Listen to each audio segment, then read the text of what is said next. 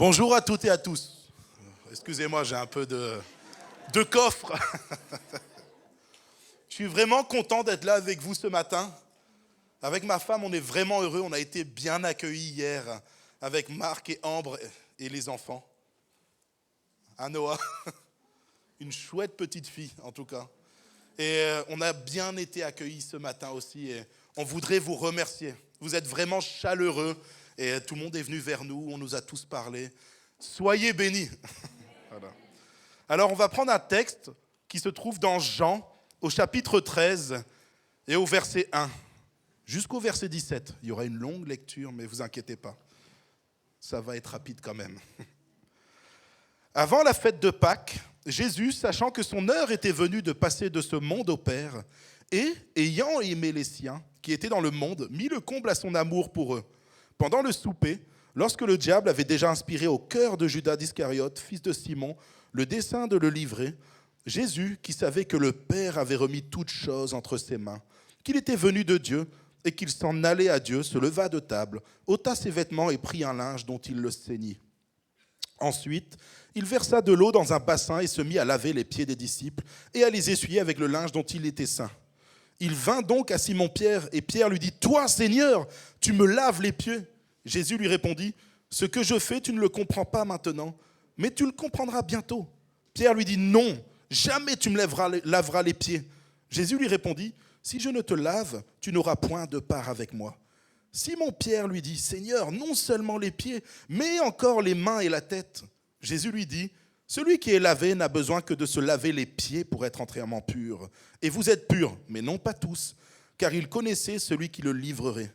C'est pourquoi il dit « Vous n'êtes pas tous purs. » Après qu'il leur eut lavé les pieds et qu'il eut pris ses vêtements, il se mit à table et leur dit « Comprenez-vous ce que je vous ai fait ? Vous m'appelez maître et seigneur et vous dites bien car je le suis. Si donc je vous ai lavé les pieds, moi, le Seigneur et le maître, vous devez aussi vous laver les pieds, les uns et les autres, car je vous ai donné un exemple, afin que vous fassiez comme je vous ai fait. En vérité, je vous le dis, le serviteur n'est pas plus grand que son Seigneur, ni l'apôtre plus grand que celui qui l'a envoyé.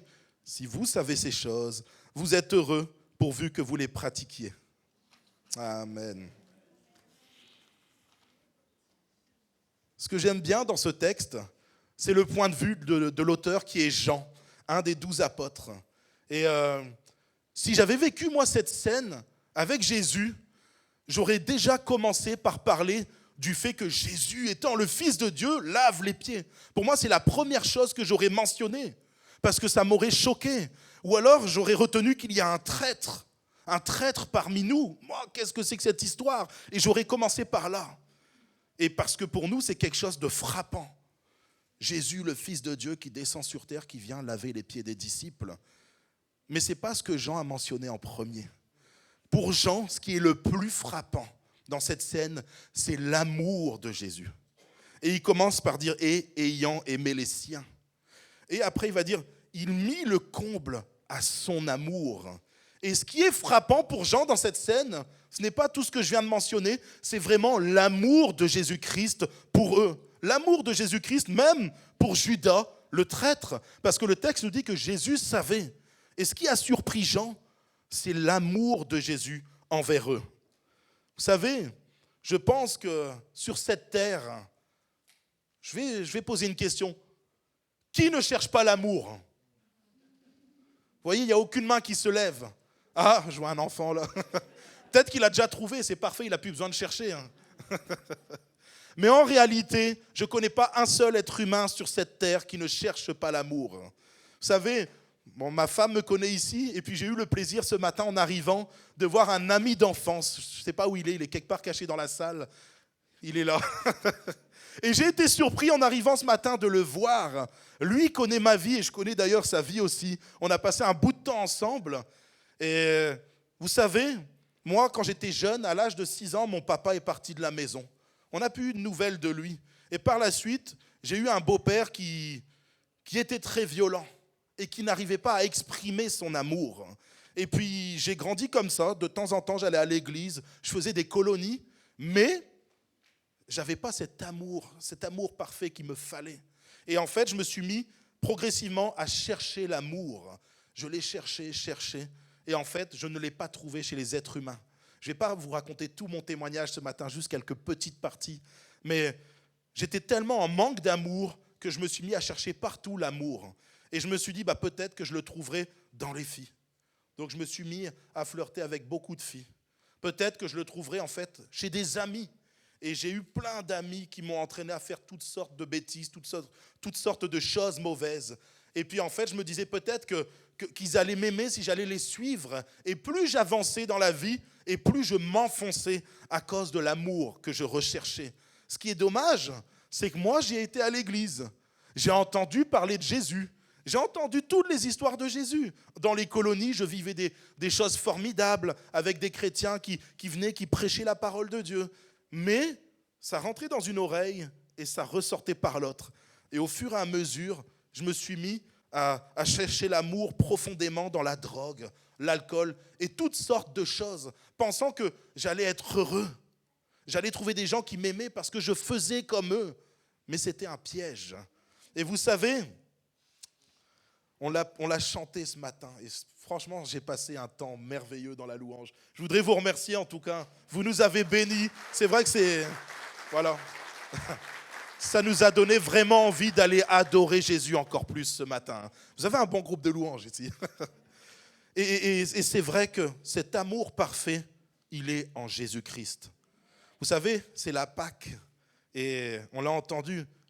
C'est pour moi la plus grande preuve d'amour que Dieu le Père ait envoyé son Fils Jésus mourir pour quelqu'un comme moi. J'étais pas gentil, j'étais violent, trafiquant, je faisais toutes sortes de bêtises. J'étais souvent dans des commissariats où les policiers me disaient « Mais toi, j'aimerais pas te rencontrer dans la rue quand tu fais des excès de colère. » J'étais quelqu'un de vraiment mauvais. Et Jésus, lui, il est venu mourir à la croix pour quelqu'un comme moi. Moi, ça m'impressionne. Je ne sais pas pour vous, mais Jésus est amour. Et Dieu est amour. Et il nous a tellement aimés, tu l'as dit, Jean 3,16, car Dieu a tant aimé le monde qu'il a donné son Fils unique, Jésus-Christ, afin que quiconque croit en lui ne périsse point, mais qu'il ait la vie éternelle. Et la suite du texte va nous dire qu'en fait, Dieu n'a pas envoyé Jésus son Fils pour juger le monde, mais pour le sauver. Et ça, c'est quelque chose que je trouve extraordinaire. Pour sauver des gens comme moi, comme vous. La Bible nous dit que tous ont péché et tous sont privés de la gloire de Dieu. Qui ici n'a jamais péché? Pécher, c'est manquer le but. Qui n'a jamais manqué le but? Le but de Dieu, c'est que nous soyons tous sauvés. Que nous vivions tous avec lui, que nous soyons réconciliés avec le Père et que nous passions des temps à le louer et l'adorer. Et les conséquences du péché, c'est le vol, la triche, le mensonge, toutes sortes de choses mauvaises. Mais je pense ici que tout le monde a déjà fait des bêtises dans sa vie. Tout le monde a déjà fait des erreurs. Et si ce matin tu es ici, ce n'est pas un hasard. Dieu t'appelle, Dieu te cherche. Il cherche ton cœur, il cherche à te sauver parce qu'il t'aime. Et le seul but de Dieu, c'est pouvoir te sauver, te révéler tout son amour. Et si ce matin tu es là et que tu n'as pas encore accepté Jésus dans ta vie, crois-moi, tu es au bon endroit. Tu es à un endroit où il y a l'amour parfait. Parce que Christ vit en nous et il est l'amour parfait. Alors je t'encouragerai à réfléchir et te dire, mais pourquoi moi est-ce que je choisirais Jésus ? Qu'est-ce qui peut m'apporter de bon? L'amour parfait. Vous savez, le prix du pardon, on l'a entendu tout à l'heure, c'est la crucifixion de Jésus à la croix. Il a payé le prix pour nous. Il a porté tous les péchés du monde sur son dos, sur ses épaules. Et il a été sur cette croix et il a crucifié le péché avec lui. Et la mort qui a essayé de l'emprisonner n'a pas pu. Jésus a vaincu la mort. Et je vais te dire ce matin, si tu acceptes Jésus dans ta vie, le péché n'aura plus d'emprise sur ta vie. La mort n'aura plus d'emprise sur ta vie. La parole de Dieu nous dit que nous vivrons éternellement aux côtés de Jésus-Christ. Et c'est déjà le cas ici-bas. Moi, Jésus est dans ma vie. Alors je sais que je vis éternellement. Je suis heureux. Bon, ça peut arriver que par moments, il y ait des petites contrariétés dans la vie. La Bible ne dit pas « tu vivras une vie en rose ». Vous savez cette belle chanson « La vie en rose ». La vie n'est jamais rose pour personne. Mais la différence entre ceux qui n'ont pas Jésus et ceux qui ont Jésus, et moi je l'ai vécu, c'est que moi, j'ai une espérance qui est Jésus. Et cette espérance, je peux m'appuyer sur lui. Et parce qu'il est là dans ma vie, alors mes problèmes, je les vois différemment. Au mieux d'avoir les yeux fixés sur mes problèmes, je lève la tête au ciel et je regarde ce Jésus qui a vaincu la mort. Voilà. Jésus m'a sorti de toutes sortes de problèmes. Je vais continuer parce que si je m'étends trop là, je peux passer 5 heures à parler de Jésus, il n'y a pas de souci. Voilà. Vous savez, dans ce texte-là, il y a une autre chose qui m'a interpellé. C'est Pierre. Vous savez, Pierre, il est connu comme être quelqu'un d'impulsif dans la Bible. Il fonce tête baissée, il est toujours le premier à vouloir faire les choses. À un moment, il y a des gardes qui viennent, romains, là, pour prendre Jésus. Il va couper l'oreille. Il est très nerveux, Pierre. Et puis là, il devait venir du sud, apparemment, dans le sud. Vous êtes... Là, je fais exprès. Mais ce que je veux dire, c'est que Pierre était sanguin. Et puis, dans ce texte-là, on voit un Pierre toujours plein de bonne volonté. Il y a Jésus qui vient, qui commence à lui laver les pieds.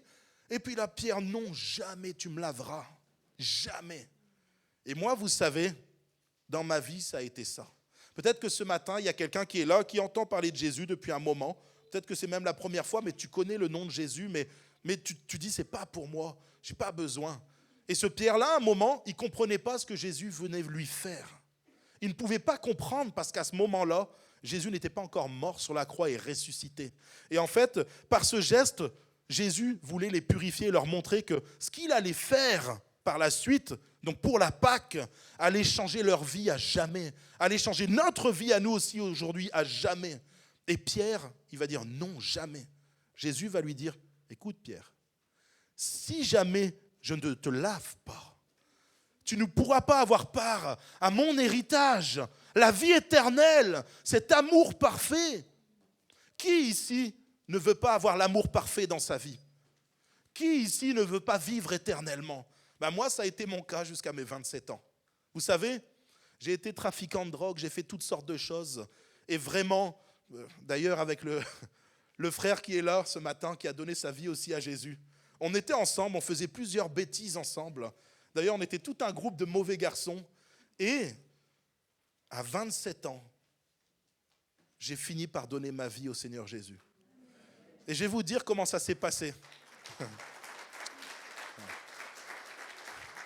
Alors que je m'approchais du Seigneur dans des années où j'étais 3 mois dans un foyer d'hébergement d'urgence, Dieu a commencé à me travailler. Il y a une famille que j'ai rencontrée, c'était une famille d'Algériens, ils ont commencé à me prêcher l'évangile. Puis moi j'étais là, je me rappelais dans mon enfance que oui, Jésus était là, on m'avait prêché toute mon enfance, Jésus. Et là j'étais au fond du trou. Donc vous savez, on dit que je suis à moitié breton, on dit que les Bretons ont la tête dure, ils sont têtus. Et j'ai été très têtu. J'ai refusé Dieu très longtemps. Et il me prêchait l'évangile. Et puis j'ai fini par ouvrir mon cœur progressivement à ce que Jésus me disait, mais pas totalement. Et au fur et à mesure des mois ont passé, Dieu m'a sorti de ma misère et ma femme et moi, on s'était séparés pendant 3 années. Un jour, peut-être, on aura l'occasion de vous témoigner de ce que Dieu a fait dans notre vie parce que c'est miraculeux. Et puis, au bout d'un moment, Dieu met dans le cœur de ma femme, qui à l'époque était ma copine, on n'était pas mariés, de me rappeler. Même si là, on a un conflit d'intérêts. Elle va dire, non, c'est toi qui m'as rappelé. Je dis, non, ça, c'est toi qui m'as rappelé. Vous voyez, ça, c'est l'orgueil. Dieu nous travaille encore. Voilà. Mais ce que je veux dire, c'est qu'à ce moment-là, elle m'appelle. Et moi, j'étais dans un foyer d'urgence. Et puis, elle me dit, qu'est-ce que tu fais? Déjà, j'étais surpris. Enfin, on était surpris du coup de téléphone. Parce que je lui avais fait beaucoup de mal.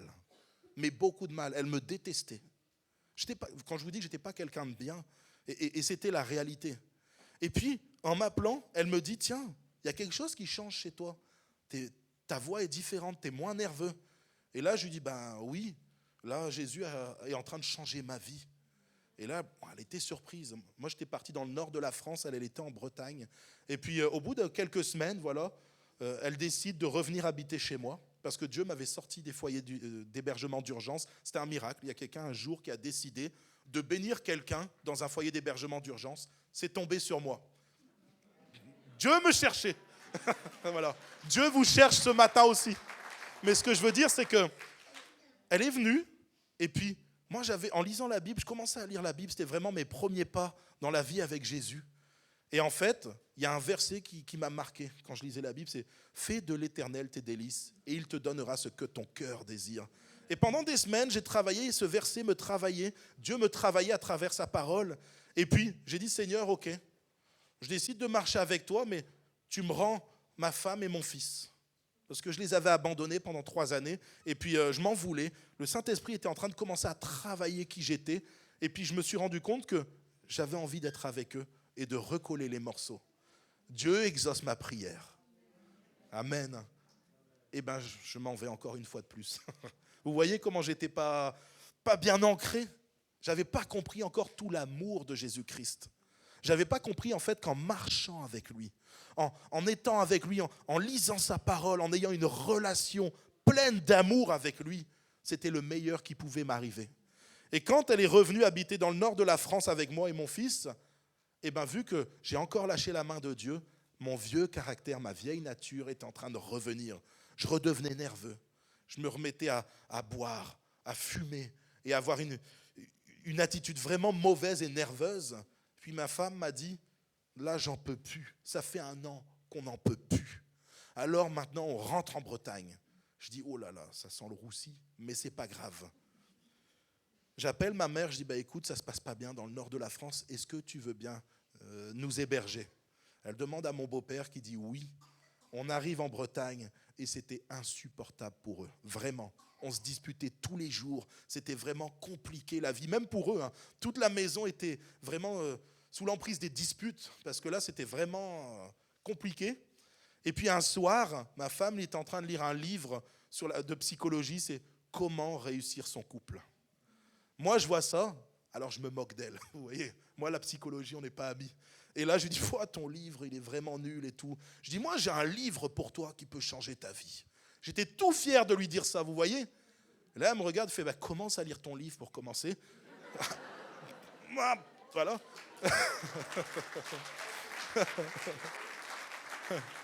Elle a des origines siciliennes. Et puis, deuxièmement, elle arrive et elle me dit, et commence par me montrer que tu es heureux avec ton Dieu et va à l'église. Et là, vous savez, j'ai pris une claque. Et puis, le lendemain, dès le lendemain, c'était un samedi soir, le dimanche matin, par orgueil, je suis parti à l'église, je lui dis, je vais lui montrer, elle va voir et tout. Donc, j'arrive à l'église, je m'assois sur la chaise, tout au fond. Et qu'est-ce qui se passe?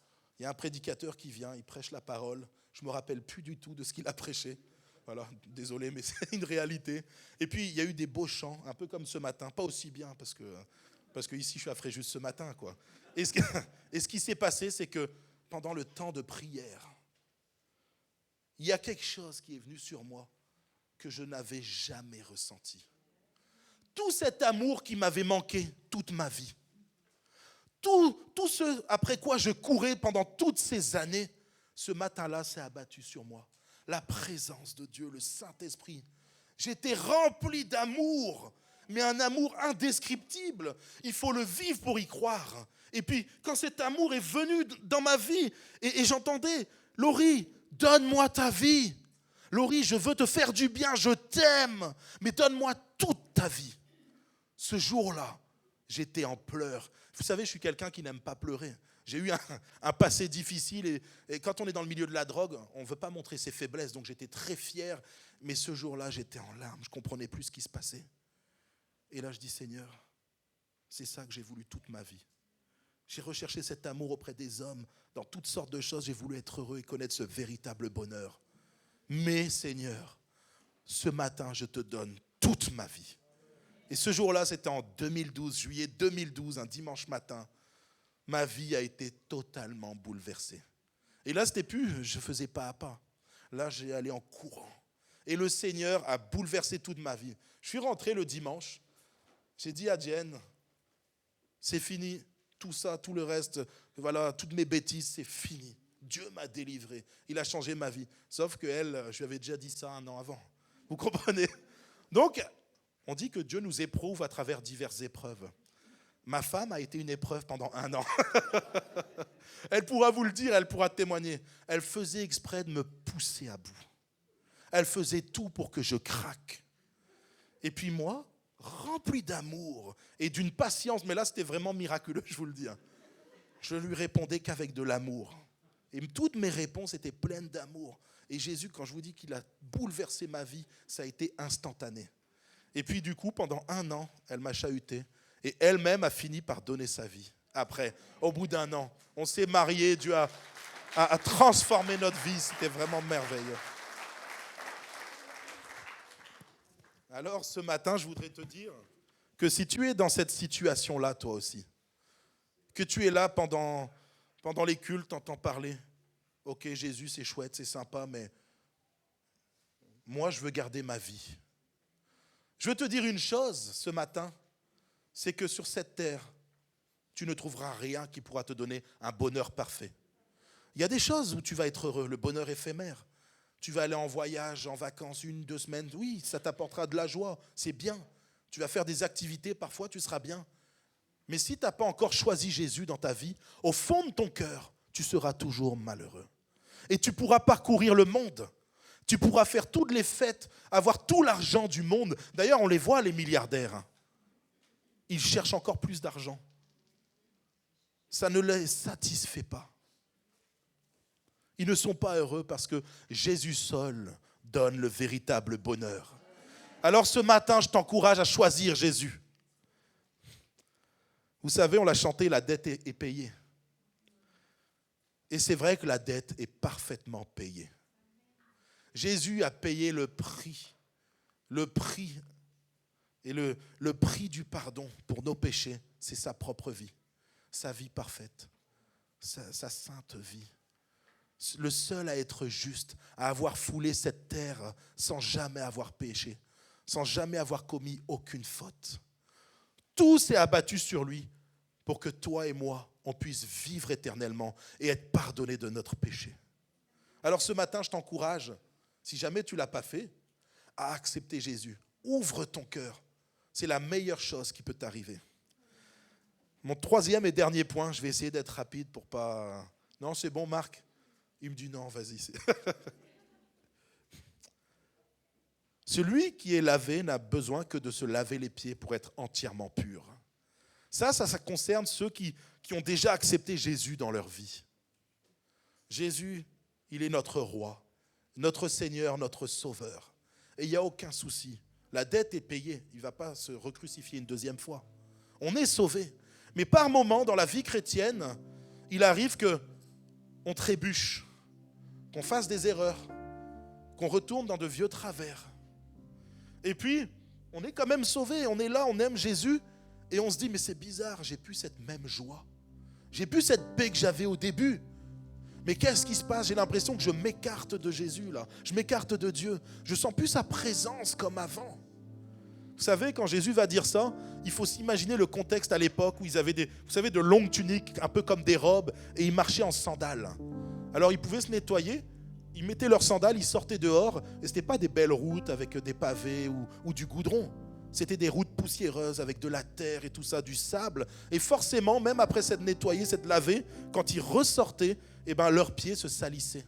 Donc ils devaient nettoyer leurs pieds jour après jour pour rester propres. La vie chrétienne, c'est la même chose. C'est la même chose quand Jésus va dire « Il ne vous reste qu'à vous laver les pieds ». Ça veut dire qu'il faut venir devant le Père, dans une relation intime, prier et dire « Seigneur, je te demande pardon si j'ai péché. Seigneur, si je confesse mes péchés, tu es juste et fidèle pour me les pardonner. » C'est ce que ta parole dit. Alors si tu sens dans ton cœur un vide ce matin, alors que tu marches avec Jésus depuis des années, sache que Jésus t'aime, il a payé le prix. Et il veut juste encore une fois que tu puisses venir au pied de la croix, dire « Seigneur, tu m'as sauvé et aujourd'hui je veux être purifié à nouveau. » Tu vois les petites taches qui pourraient venir souiller ma tunique. Seigneur, viens les laver. Parce que j'ai besoin d'être dans une communion parfaite avec toi. J'ai besoin de vivre, Seigneur, le plein amour, la pleine grâce avec toi. Et ce matin, peut-être que tu es dans ce cas-là et tu te dis « Waouh, je suis usé, je ne comprends pas trop. » Pourtant, le Seigneur tout simplement veut t'appeler à te rapprocher de lui à nouveau et de lui dire, Seigneur, je te demande pardon tout simplement. Il est tellement bon et plein d'amour qu'il nous pardonne encore, encore et encore. J'aimerais que on puisse ce matin tranquillement courber nos têtes et que tout le monde puisse se lever à sa place. Alors que les yeux sont fermés, alors que chaque personne dans la salle laisse le Seigneur lui parler. Si ce matin, ce message t'a parlé, si ce matin tu n'as pas encore donné ta vie à Jésus, si ce matin, en fait toi aussi tu as envie de connaître cet amour parfait, si ce matin tu as envie d'être libéré de tes addictions, libéré de ta tristesse, de ta dépression, délivré de toutes sortes de choses qui t'oppressent dans ta vie, viens à Jésus ce matin et lève ta main à ta place. Je vois les mains qui se lèvent. Je vois toutes les mains qui se lèvent. Vous savez, Jésus est grand. Il a vaincu le péché à la croix. Il a vaincu la mort et toutes les addictions, la dépression, il a tout vaincu à la croix. Oui, le Seigneur voit toutes les mains qui se lèvent ce matin. Sache que Jésus t'aime. Sache que Jésus t'aime. Et son seul but ce matin, c'est de te révéler tout son amour pour toi. Il veut te donner son amour. Il veut te donner la vie éternelle. Et ce matin, il est là pour toi. Ce que j'aimerais, c'est que l'Église entière prie pour toutes les mains qui se sont levées. Qu'on prie ensemble, qu'on élève nos voix, qu'on glorifie le roi des rois. Parce que ce matin, des vies qui étaient dans les ténèbres sont passées à la lumière. Ce matin, des vies qui étaient oppressées sont libérées au nom de Jésus. Alors ce matin, l'Église, élève ta voix. Église de Fréjus, élève ta voix. Pour les mains qui se sont levées. Oh Seigneur mon Dieu, je te remercie pour cette matinée. Je te rends gloire ce matin, parce que toute la gloire te revient. Je te remercie pour ces mains qui se sont levées. Tu es Jésus, tu es le Fils de Dieu, et rien ne t'est impossible. Alors ce matin, viens pardonner les vies, Seigneur mon Dieu, qui ont levé leurs mains. Viens ce matin leur révéler toute ta gloire, tout ton amour. Oh Seigneur Jésus, tu es vivant. Tu es vivant, tu n'es pas un Dieu mort, tu es vivant et tu règnes à jamais pour l'éternité. Oh, gloire à toi, Seigneur Jésus. Oh, Seigneur Jésus. Oh, pour ceux qui ont levé leurs mains ce matin pour accepter Jésus, à votre place, vous n'avez juste qu'à dire, Jésus, je te demande pardon pour mes péchés. Jésus, je veux te suivre. Et à partir de ce moment-là, Jésus va rentrer dans votre vie. Et il va vous faire comme il a fait à moi. Balayer toutes les choses qui me tenaient lié à l'alcool, la drogue et toutes sortes de choses. La dépression, la recherche de l'amour, tout ça c'est fini. Tout ça c'est fini parce que tu as trouvé le véritable bonheur et l'amour parfait en Jésus-Christ.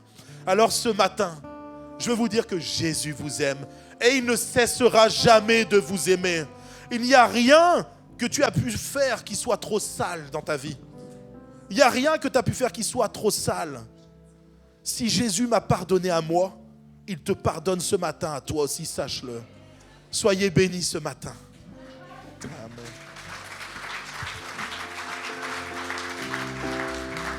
Amen.